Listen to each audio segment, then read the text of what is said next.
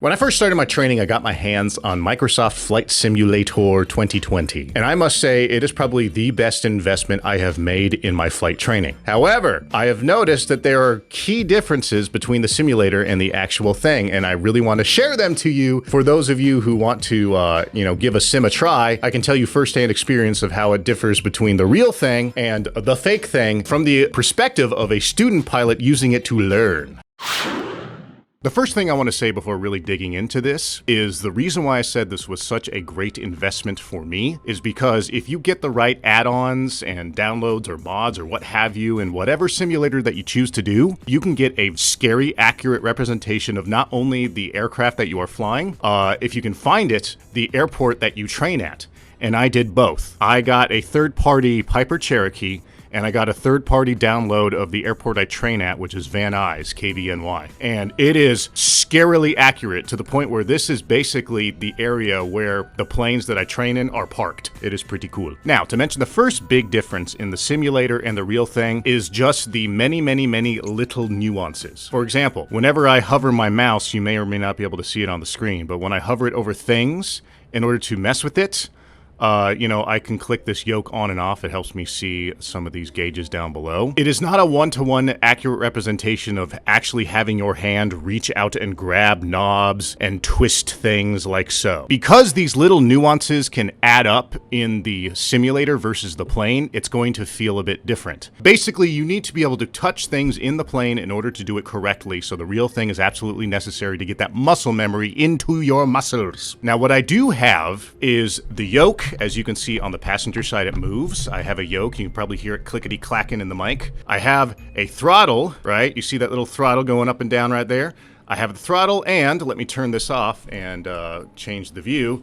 I have rudders, so I can press the rudders, I can press the brakes. So if you make this investment, I highly encourage you, and by I mean my CFI highly encouraged me to get yoke, rudder, and throttle, because that is what you're going to be handling the most. As I mentioned before, if you have a really nice, accurate representation of your aircraft in your airport, you can simulate a full lesson. Obviously, if you really want to do the full mimic, you'll have your checklist out and you'll go through the checklist, and obviously you should be communicating with ATC at this point, ground control specifically, as you're taxiing, but it gives you a good feel of all the things you need to do. For example, one of the things on my checklist is checking gyros, so I'll do these serpentine paths along the taxiway here, so I can take a look at the compass, make sure that swings freely. I can take a look at my heading indicator.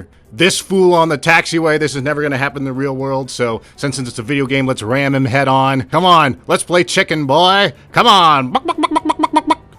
Yeah, boom. That's right, I phased through because I have superpowers. Let's go ahead and get ourselves up in the air here. I am going to cut across the grass to get ourselves up in the air because I'm a bad boy. Let's go ahead and talk to Tower 119.3. This also helps to memorize your home communication frequencies, so you can memorize your tower, you can memorize your ATIS. I'm singing praises of the simulator because the whole point of the simulator is you can do this stuff on your own time for free. I mean, obviously you make the initial purchase to get all the, gadgets and gizmos in the game itself. But now, here we are, we're not burning real fuel, but we're getting the practice hours in, which is invaluable as far as I'm concerned. Anyway, let's get airborne. I don't need no ATC. I'm using hazardous mindset here. What is that?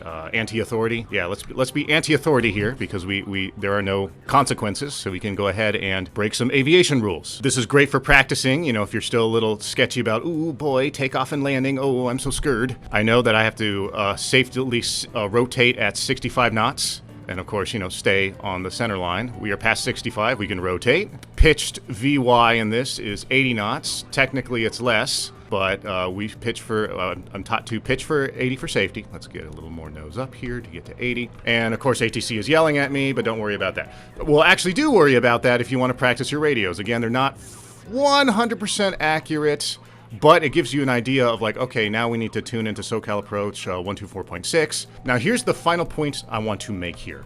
I have said that there are nuances in this simulator that add up, so you need to do the real thing. I have said that despite that, if you get a good simulator and good add-ons, you can do a lot of really good practice and get it for free, and that's good. The final point I want to make here is technically something that is bad, but ends up being good. The main weakness of a simulator is that there is no haptic feedback. All right, unless you're sitting in one of those like multi-million-dollar super simulators that they use for airliners that, you know, that shakes you around in that goofy box, you are not going to feel your plane climb. You're not going to feel it dive. You're not going to feel the G-forces as you go into heavy turns and do all this, and you feel all this jerky Yankee stuff. Like, you're not going to do that in the real plane. It's much more difficult to get a feel for the plane inside this simulator than it is in the real thing. And that's good, because once you get into the plane, the real plane, this stuff becomes easier. These turns become easier, and one of the biggest things that becomes easier is trimming your aircraft. Once you level off and you say like, okay, here we are at, we're gonna level off at 2,000 feet just for the example here. This is where it gets difficult, because there's this little flippy dippy diddly bob on my yoke that controls the trim tab, when normally, let me look, the trim tab is down here, right? You can put your whole hand on it and go, ooh, ooh, but I can't ooh in the simulator, because all I have is this little nub on the yoke, and it's really hard to do that. So trimming in the simulator is like pulling teeth. Look, I already gained 200 feet of altitude just doing that.